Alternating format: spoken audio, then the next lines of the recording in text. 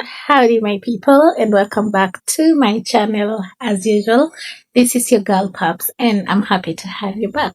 So that I started with road trip energy because we were headed all the way from Ras Al Khaimah to Alain for a day full of adventure with friends. So without saying, we were waiting or we were hoping to have immaculate vibes. After a long but scenic drive through stretches of deserts and mountains, we finally arrived at our first stop. This is Alain Oasis, also known as Oasis Garden, and let me tell you, stepping in here feels like walking into a completely different world. How about you walk with us until we get to the entrance, and I'll tell you what to expect there. So, without much ado, I'll tell you about the Oasis Garden in general. The first thing that you definitely have noticed is the breathtaking palm scenery. Towering date palms everywhere. They're tall, graceful, and perfectly lined, like nature decided to organize itself. The sunlight filters through the leaves, creating this soft golden glow that just makes everything feel calm and magical.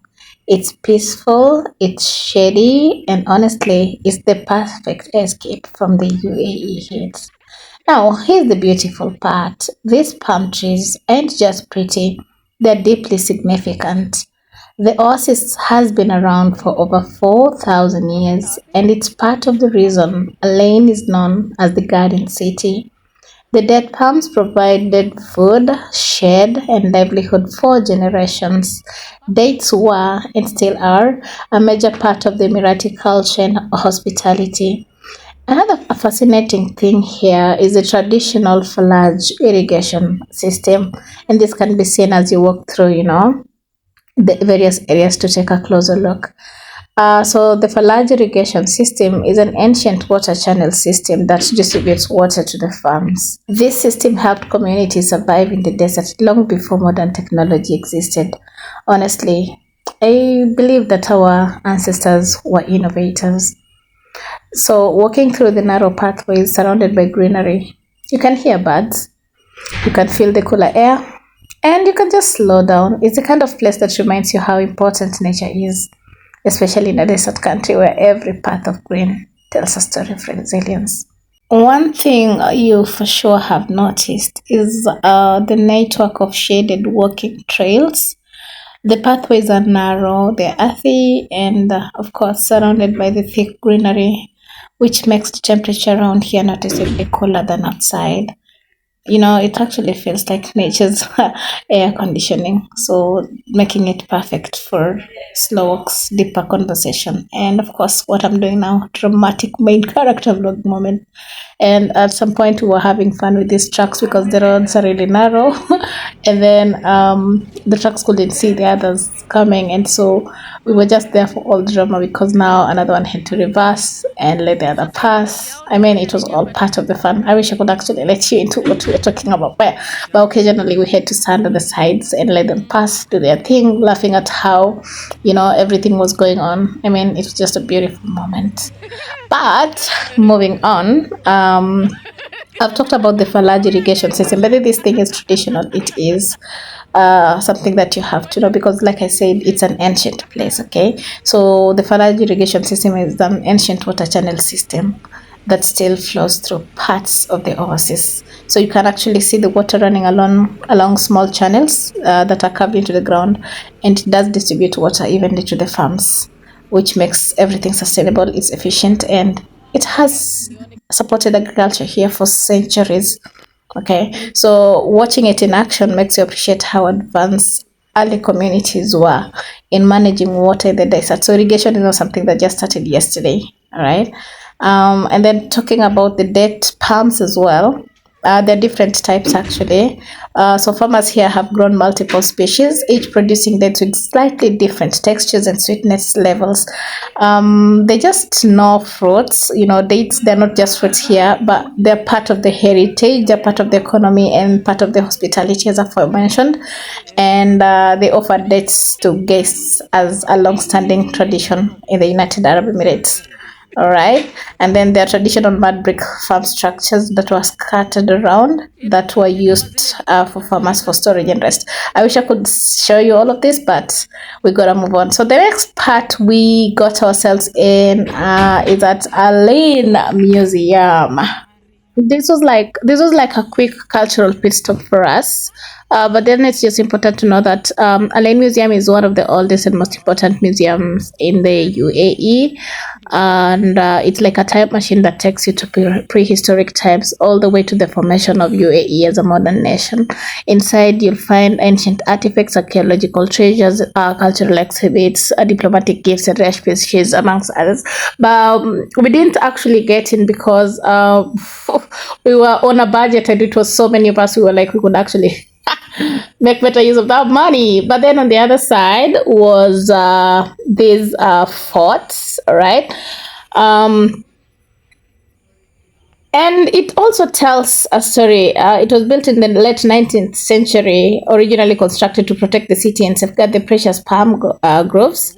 Its massive sun-colored walls offered, or they were like watchtowers stand tall against the blue alien sky. So it just gives some kind of desert royalty vibes, and it's one of the largest forts in the UAE and a major symbol of the region's history. I think basically that's it. After that, we were tired, we were very hungry, and the fact that we were working with kids, we wanted to grab a bite. So this was also a perfect time to actually explore the city of Elaine, because I think we used a different exit. So we were looking forward to getting to the car park. It was really far, but while we were at it, we were able to actually see this. I could actually tell the difference between the taxis in Elaine and those ones that I'm used to seeing in Dubai. And yeah, so this here, we were here, I wasn't alone. We were just soaking in the moment, looking at the beauty of the city, and of course you can see the palm trees all around. I mean, they just add some kind of ecstasy, some cool vibes to the city. I mean, this was just amazing to walk around. So this happened a while, and I think I'll just let you also observe it as we go along, because I don't know, I'm sure you agree, everything is scenic, everything is breathtaking. You know what I mean? Look at that. At this juncture, we were definitely tired. We had split into two groups because the other was had left earlier. So at least here we got to meet because, well, they went their own route to get their own stuff. So, but finally we're back here, a little bit of snacking, a little bit of energizing before continuing the journey.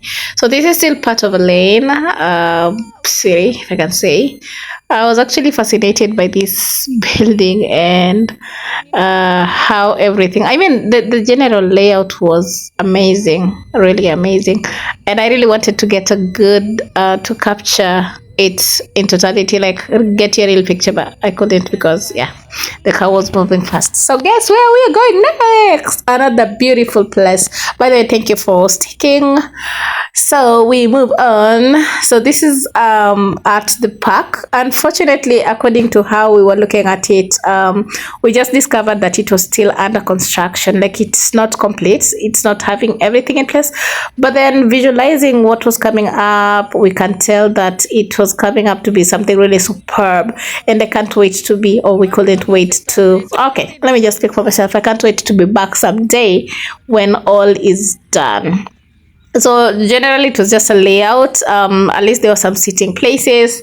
There is this, I think it's what can I say, you can take some pictures here. So we took a shot for the boys, continued walking, sat around and talked to each other like it's 1965. You know what I mean?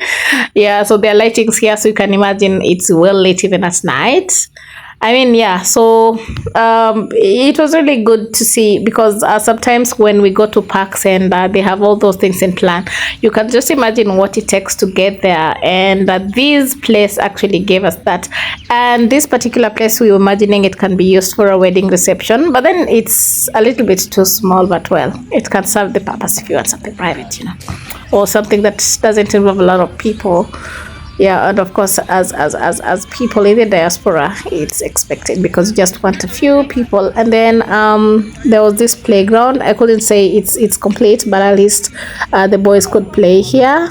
So they did this while the adults in the place sat and talked about everything and nothing at all here. And also this barbecue area, so you can come and grill your stuff. I mean, yeah, it's good. It's already in operation. It's only that it's not complete. All right. So this was us now going back. Oh, I didn't even tell you the name of the park itself. So it's called Al Saroj Park in Alain. So a few shots here to reminisce the moment, or at least make us remember that we were here. And our journey continued. And the next place we were going was at, I can't even tell the name, Green Mus. Yeah, I'll tell you. Just hold on. But enjoy the scenery meanwhile, because I couldn't get enough of this.